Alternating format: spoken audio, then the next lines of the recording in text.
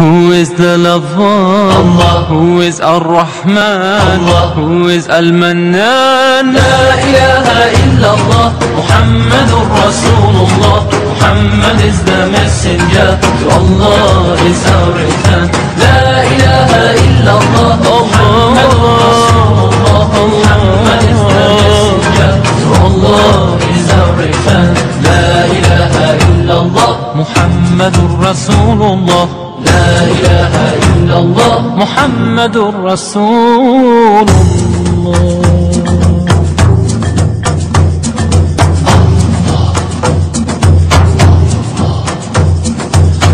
الله أكبر الله أكبر الله أكبر الله أكبر. All praise is due to the one and only. He is the master of all creation. All praise is due to the one.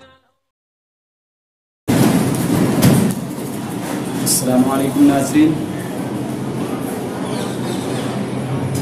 آپ دیکھ رہے ہیں YouTube channel learning with Afzal Nadwi.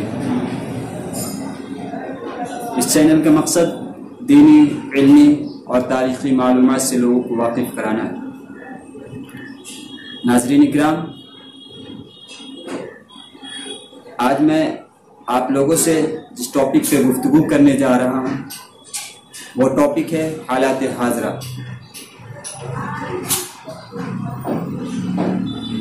آج مسلمان حالات حاضرہ کو دیکھ کر مایوس ہو گئے، جبکہ ایمان والوں کے لیے مایوسی کفر ہے۔ ہمیں یہ معلوم ہے کہ لا تحزن ان اللہ معنا، کہ اللہ ہمارے ساتھ ہے، تو پھر کس بات سے ہمیں ڈر ہے؟ ناظرین، وہ مسلمان ہو ہی نہیں سکتا ہے جو مایوسی کا شکار ہو۔ مسلمان تو وہ ہے کہ تلواروں کے سائے میں بھی اس کو یہ یقین ہو کہ اگر اللہ تبارک و تعالی چاہ لے تو ہمیں اس جگہ سے بچا سکتا ہے، تو پھر مایوسی کس بات کی؟ یہ میں مانتا ہوں کہ آج حالات بد سے بدتر ہو گیا ہے۔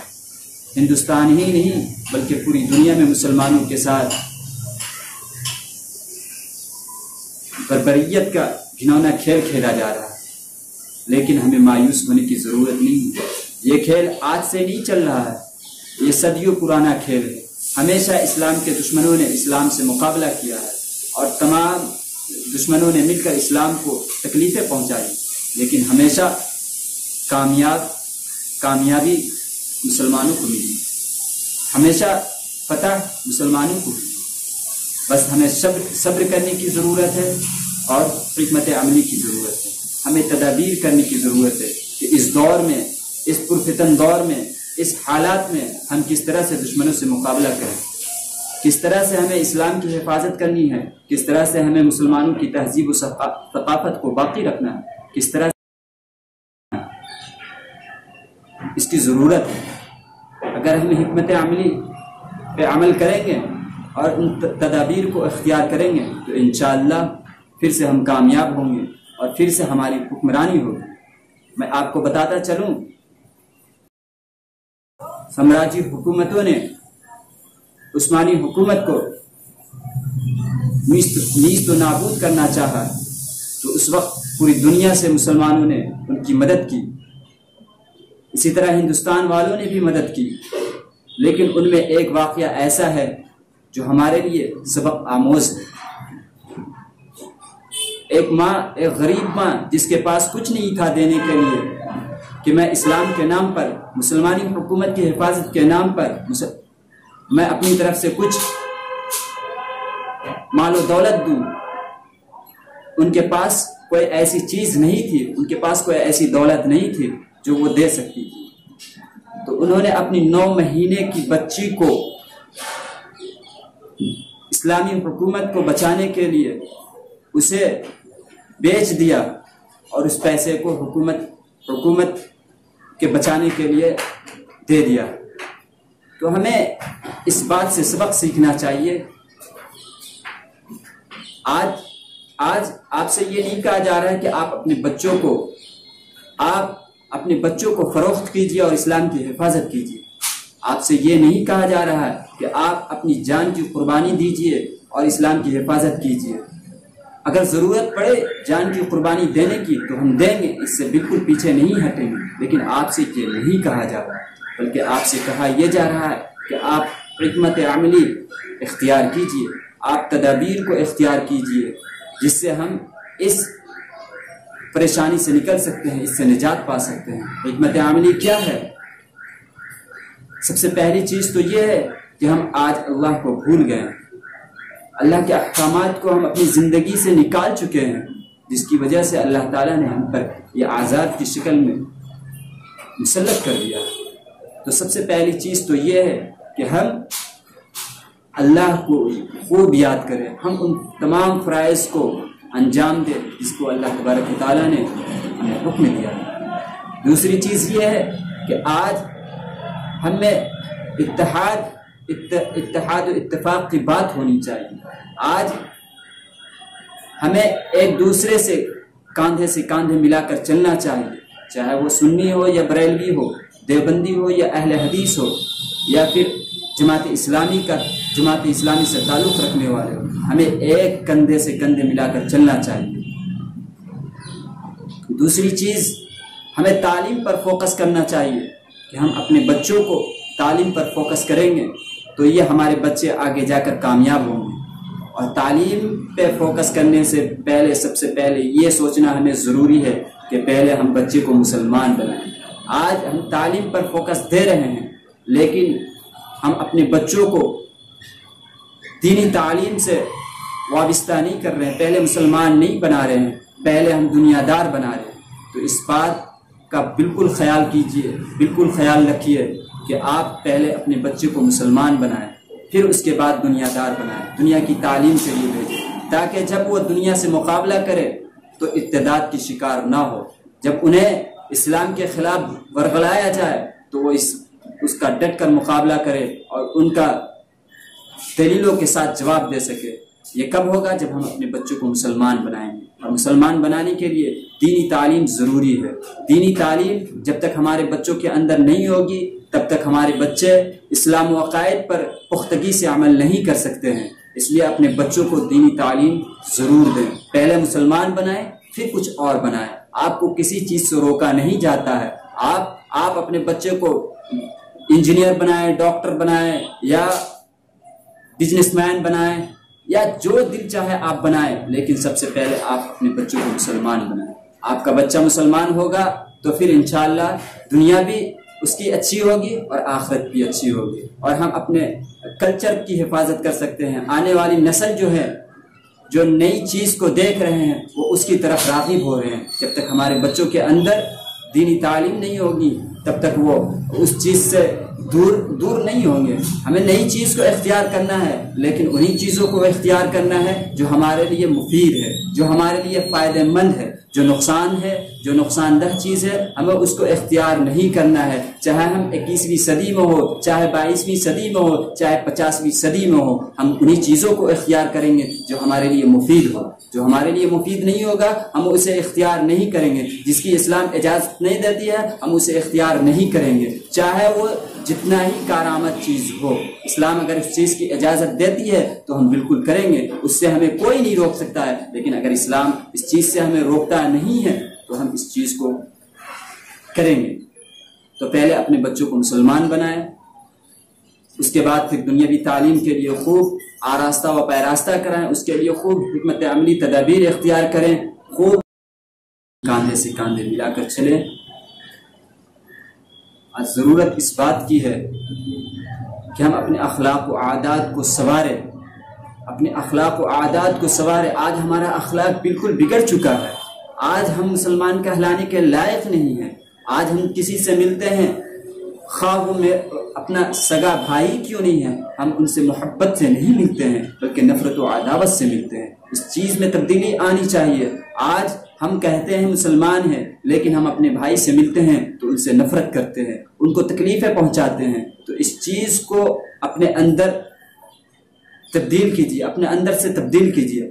آپ صرف اپنے بھائی سے نہیں بلکہ غیروں سے بھی ملے تو محبت سے ملے۔ جب محمد بن فاتح ہندوستان میں آئے تھے تو چند لوگ تھے، لیکن انہوں نے ایسے کام کیے،